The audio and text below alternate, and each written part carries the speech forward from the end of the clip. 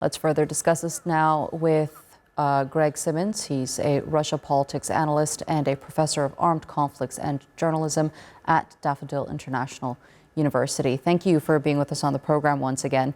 We have a lot of lines dropping into us on our agencies on these phone calls that have been held with both EU leaders and Vladimir Zelensky. A couple that stood out to me is Zelensky saying that there has been progress on security guarantees. What kind of guarantees can we expect that to be? Because NATO is clearly a red line for Russia.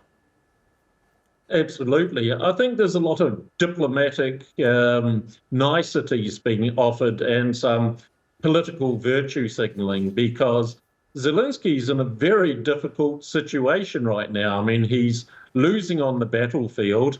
And his support is dwindling internationally, and especially the relations with the US and in particular Trump have always been very strained.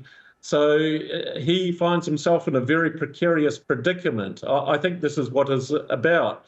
So while he is in no real position to make concrete deals or offers, because either way, whether he accepts peace and incurs the wrath of those neo-Nazi elements in the Kiev administration, and ingratiates with Trump, or whether conversely he sticks to continue the war and alienates Trump even further. So Zelensky's in a no-win situation at this point.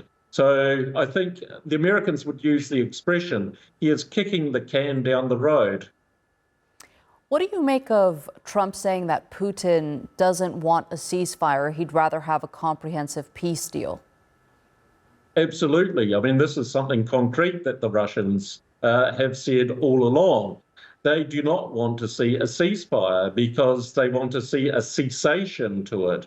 And this differs vastly from the Americans, who want a ceasefire, that is to freeze the conflict.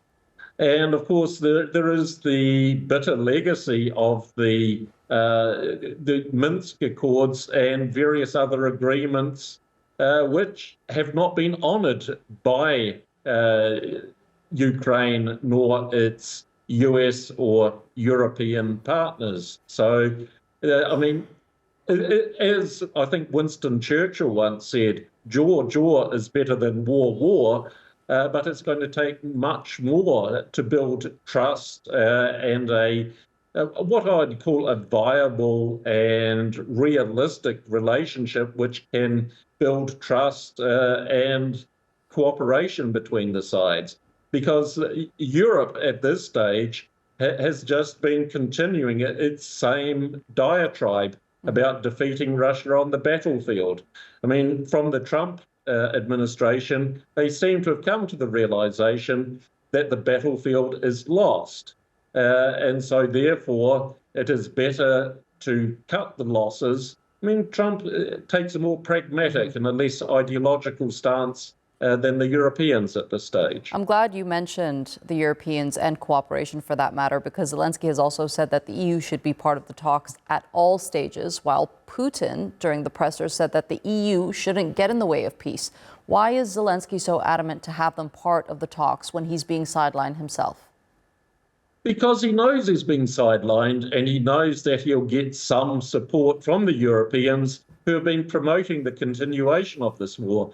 That is why neither of these parties were invited to Alaska, and I think it's one of the reasons Alaska was chosen, to ensure security for both Trump and Putin, away from prying eyes and any provocations. Because if we remember, the talks which were scheduled in Istanbul, just before the talks, all kinds of provocations. So a secure location in Alaska, which both Russia and the United States have access to, and Ukraine and Europe have problems to get to. So I think the location wasn't chosen out of random, and definitely keeping in mind the spoiling role played by Zelensky and the European Union in these attempts to bring about either a ceasefire or let alone a peace deal.